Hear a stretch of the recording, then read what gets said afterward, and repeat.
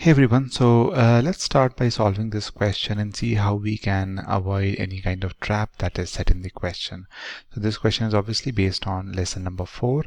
If you haven't gone through it yet, please do so before solving this question. Okay, so let's get started.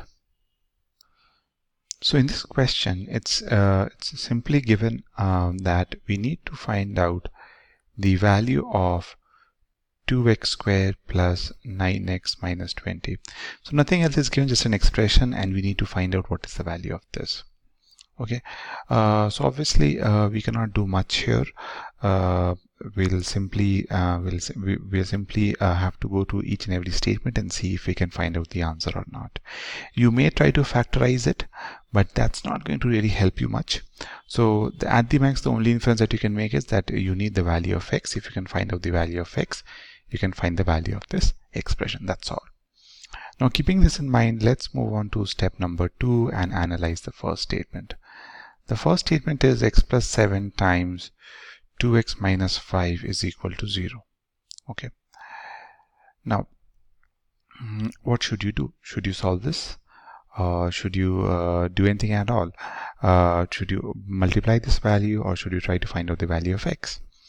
Well, ideally, if you see that the product of two expressions, x plus 7 and 2x minus 5, the inference that you can make is that, and the product is 0, so you can say either x plus 7 equal to 0, which implies x equal to minus 7, or you can say that 2x minus 5 equal to 0, which implies x equal to 5 by 2. So you can see you're getting two values of x here. So what should you do? Should you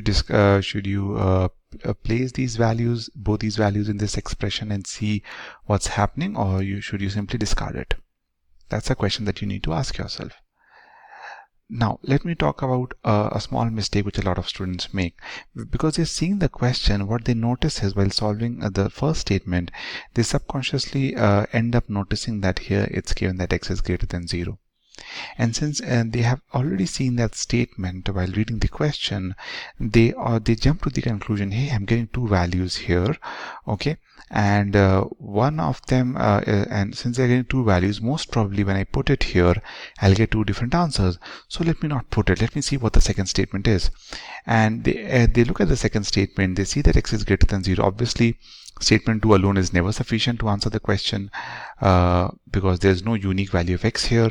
Then you look at both these statements and you see, okay, x is greater than 0. There are two values, only one of them is greater than 0. So you combine both of them and end up saying that x is 5 by 2. And since x is 5 by 2, you'll put the value of 5 by 2 here and you can get the answer. So you'll end up marking the answer as C. So I hope you understand what is the thought process that most of the students go through. They look at this, they see two values, they end up assuming that they'll get different answers.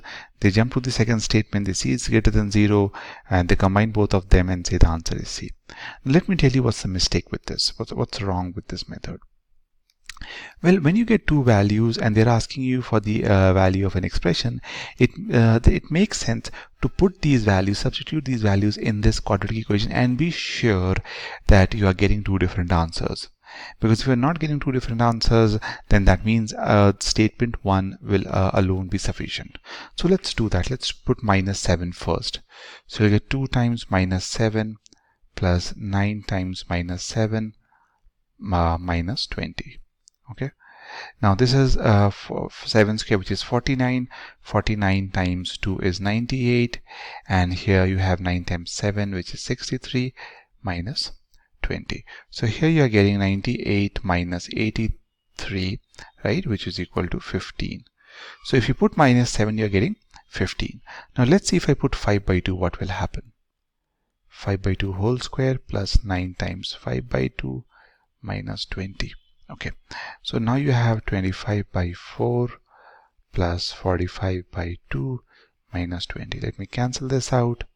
And if I add just these to 70 by 2 minus 20, and that would be 35 minus 20, which is 15.